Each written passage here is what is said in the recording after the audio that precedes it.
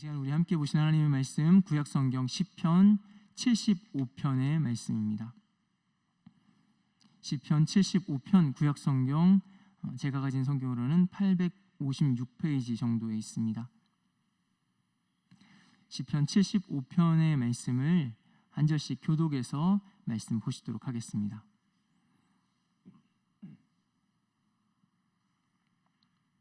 시편 75편의 말씀 한 절씩 교독해서 보시도록 하겠습니다. 하나님이여, 우리가 주께 감사하고 감사함은 주의 이름이 가까움이라 사람들이 주의 기이한 일들을 전파하나이다.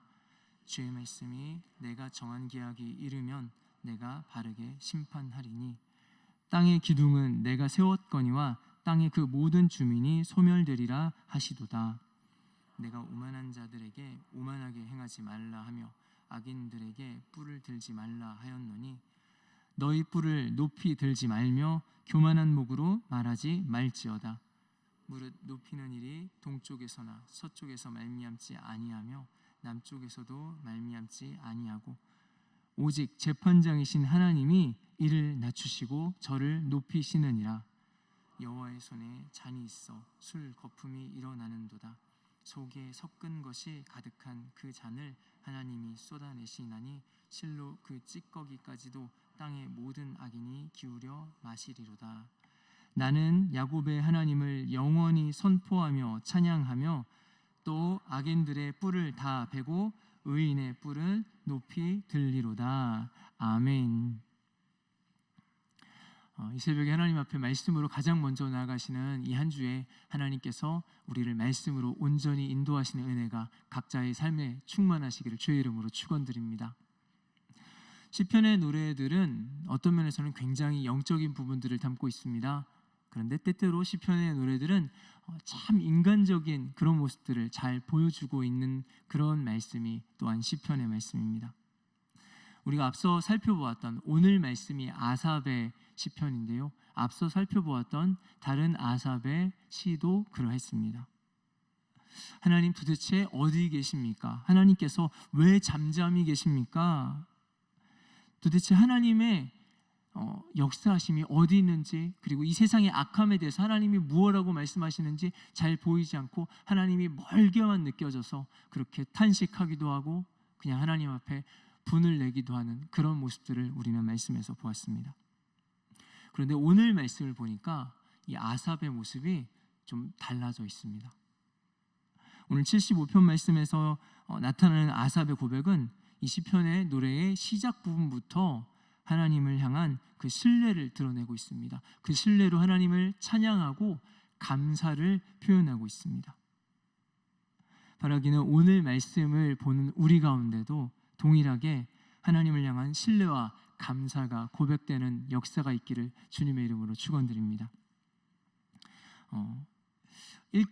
오늘 시편 75편 1절 말씀 한번 보도록 하겠습니다. 1절에는 이렇게 고백하고 있습니다. 하나님이여, 우리가 주께 감사하고 감사함은 주의 이름이 가까움이라 사람들이 주의 기이한 일들을 전파하나이다. 오늘 말씀의 시인은 주의 이름이 가까워서 감사한다고 고백합니다. 이전까지는 하나님이 멀게 느껴졌습니다. 이 세상에 악인들이 잘 되든지 말든지 상관하지 않으시는 것처럼, 그리고 죄 없는 자가 고통을 당하든지 말든지 그것과는 상관이 없는 것처럼 어디에 계시는지 굉장히 멀게만 느껴지는 그런 하나님의 모습을 이야기했었다면, 이제는 시인이 고백하고 있습니다. 주의 이름이 가까워서, 하나님 정말로 그렇게 가까이 계셔서 너무나 감사합니다. 그 하나님이 멀리 계시지 않고 가까이 계시다고 고백합니다. 그리고 이제는 나만 아는 것이 아니라 주변의 사람들도 우리 하나님이 이렇게 일하시고 계시구나 하는 것들을 보고 그것을 전파하고 있다고 고백하고 선포하고 있습니다. 그래서 그 하나님께 감사합니다. 그 하나님을 찬양하고 있습니다. 예전에는 하나님에 대해서 의문을 제기하기도 했고요, 그리고 때로는 답답함을 토로하기도 했었습니다. 그런데 이제 시인이 분명하게 알고 확신하고 있습니다. 하나님께서 분명히 내 곁에서 가까이에 살아 역사하시는 하나님이신 것을 분명하게 고백하고 있습니다. 오늘은 그래서 이 아삽이 경험하고 확신하게 된 이 하나님의 모습에 대해서 함께 말씀을 통해서 나누고자 합니다. 오늘 말씀이 고백하고 있는 하나님의 모습, 그 첫 번째입니다. 하나님의 일하심은 하나님의 때에 이루어진다는 것입니다.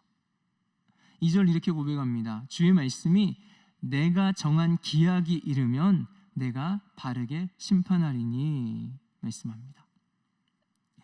하나님께서 정한 기약이 있다고 말씀합니다. 곧 하나님이 정하신 하나님의 때가 있다는 말씀입니다.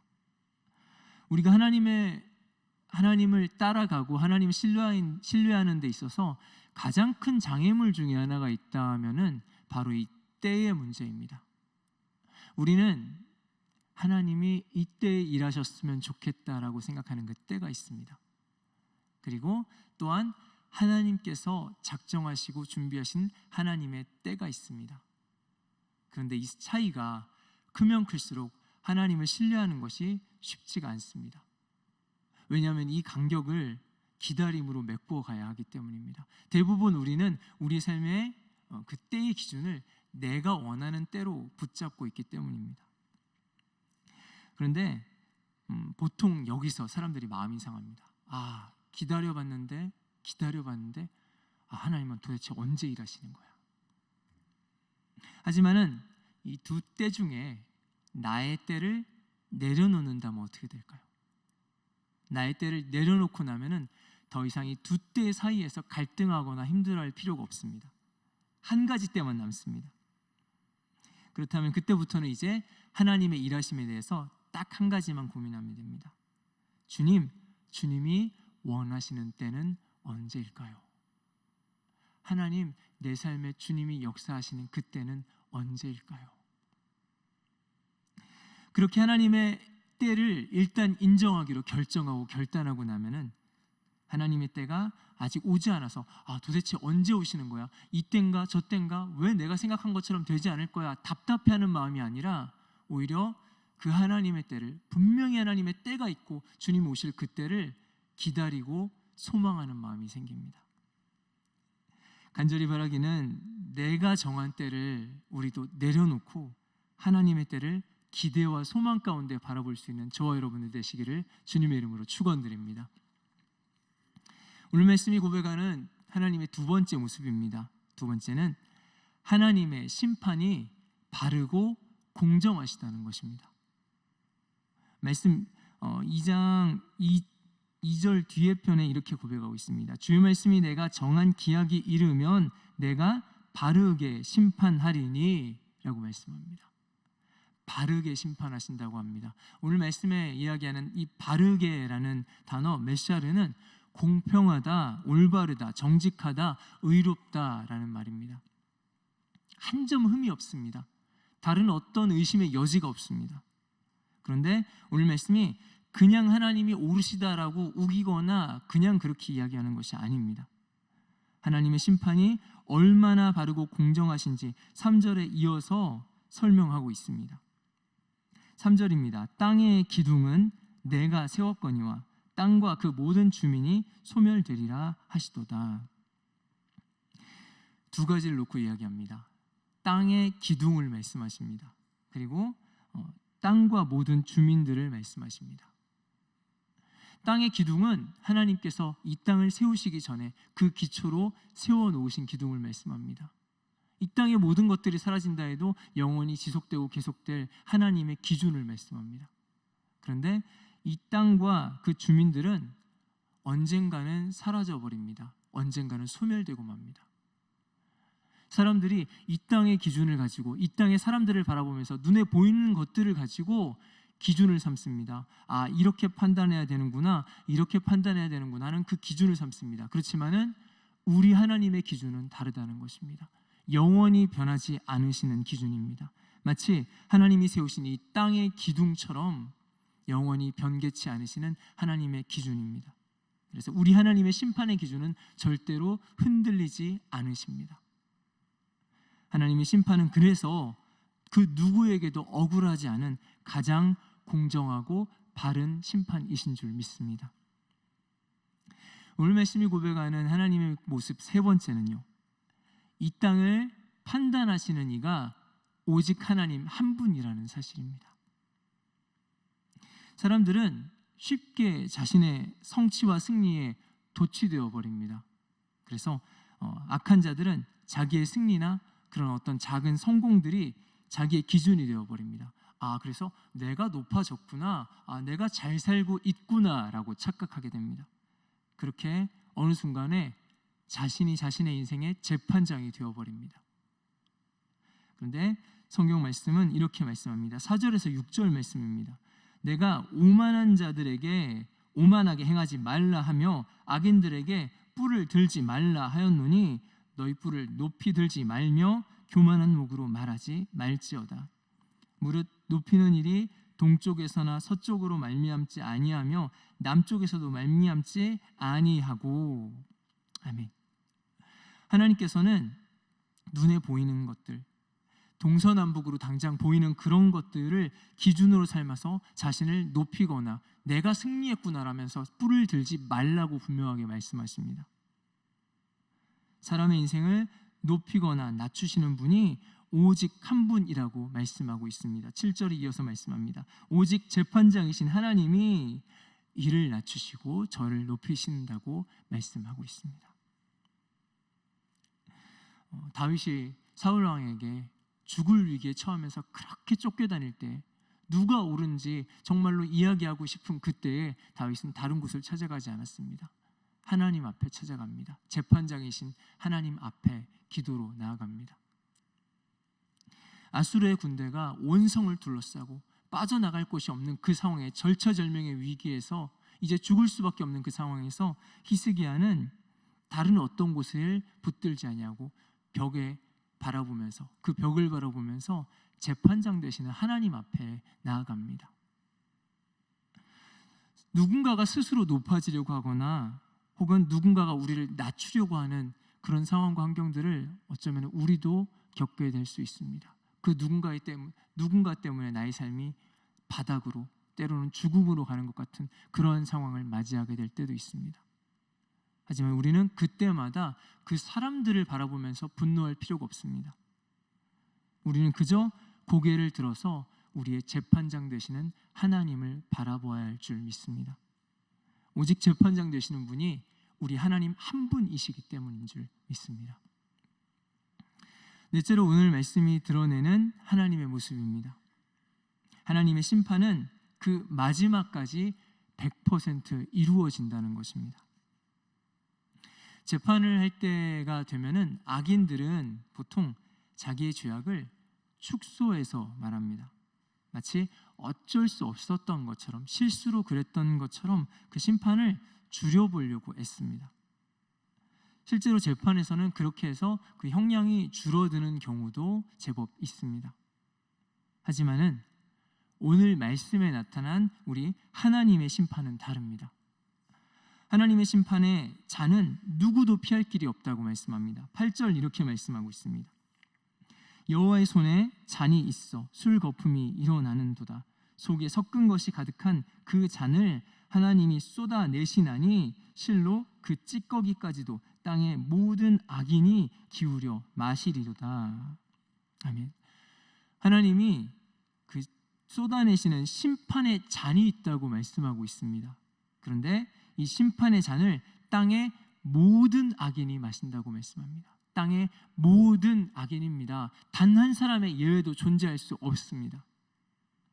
또한 이 심판의 잔을 악인들이 마실 때에 그 찌꺼기까지, 마지막 한 방울까지도 다 마시게 될 것이라고 말씀하고 계십니다.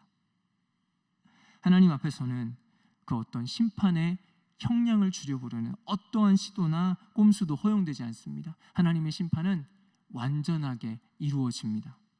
그것이 가장 완전한 우리 하나님의 심판입니다. 우리 하나님의 그 완전하신 심판을 100% 신뢰할 수 있는 저와 여러분들 되기를 주의 이름으로 축원드립니다. 말씀을 정리합니다. 우리도 오늘 시편의 고백과 같이 시편에서 드러난 그 하나님의 모습들을 완전하게 신뢰하고, 그리고 또한 우리 하나님의 그 심판을 신뢰하기를 원합니다. 첫 번째, 하나님은 하나님의 때 역사하십니다. 두 번째, 하나님의 심판은 바르고 온전하십니다. 세 번째, 오직 하나님만 재판장 되십니다. 네 번째, 하나님의 심판은 완전하십니다. 오늘 말씀에 그렇게 하나님의 모습들을 노래한 시인은 말씀의 시작에서처럼 9절 10절 말씀에서도 이제 하나님을 찬양하고 승전가를 부르는 것으로 오늘 시편이 마무리가 됩니다. 잠시 생각해 보았습니다. 혹시 이 시인이 살던 그 세상은 우리가 사는 이 세상과는 좀 달랐을까요? 굉장히 정의롭고 거룩한 그런 곳이었을까요? 아닙니다. 정의가 사라진 것 같은 악하고 타락한 세상 속에서라도 내가 믿는 하나님이 그런 하나님이시기 때문에, 그래서 오늘도 하나님을 신뢰하고 찬양하고 감사를 고백하고 있습니다. 그렇다면 우리의 고백도 마찬가지입니다. 오늘 우리도 하나님, 이 세상이 공평하고 아름답기 때문이 아니라 우리가 믿는 우리 하나님이 그러한 재판장이 되시기 때문에 우리가 오늘도 찬양하고 감사합니다, 그렇게 고백해야 할 줄 믿습니다. 네, 그렇게 끝인 줄 알았습니다. 하나님은 그렇게 악인을 심판하시지, 아 맞아, 그렇지, 결국엔 악인들이 그렇게 되지 라고 생각하며 말씀을 보다가 맨 위에 표제를 보았습니다. 표제는 이렇게 기록하고 있습니다. 아삽의 시 인도자를 따라 알다스헷에 맞춘 노래. 알다스헷이라는 단어에 시선이 멈추었습니다. 여러분, 이 알다스헷이라는 단어는 멸하지 마소서, 멸망시키지 마소서라는 뜻입니다. 뜨끔했습니다. 하마터면 아무런 생각 없이 오늘 말씀을 그냥 저 악한 자들이 심판받는 이야기, 나랑은 상관없는 그런 이야기로 지나갈 뻔했습니다. 여러분, 시편 75편이 저 악한 자들을 심판하소서라는 그런 노래가 아니었다는 겁니다. 모든 인생의 재판장이 되시는 하나님, 그 심판이 가장 공평하셔서 끝까지 심판하시는 그 하나님 앞에 서 있는 것이 저기 저 멀리 있는 악인들만이 아니었다는 것입니다. 오늘 이 노래를 함께 부르고 있는 우리도 역시 재판장 되시는 하나님 앞에 서 있다는 사실입니다. 재판장이신 하나님, 우리를 멸하지 마소서. 날마다 재판장 되시는 하나님을 기억하게 하시고 하루하루 매 순간의 삶이 재판장 되신 하나님을 의식하며 살아가게 하소서. 하나님, 우리를 멸하지 마소서. 그래서 오늘 이 노래가 알다스헷에 맞춘 노래입니다. 여러분, 오늘 우리의 삶은 그 하나님 앞에 있으십니까?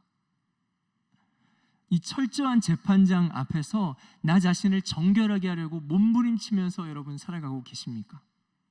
혹시나 이 말씀이 그런 건 저 악인들에 대해서 하시는 말씀이야 하면서 나를 향한 주의 음성을 놓치고 있지는 않습니까?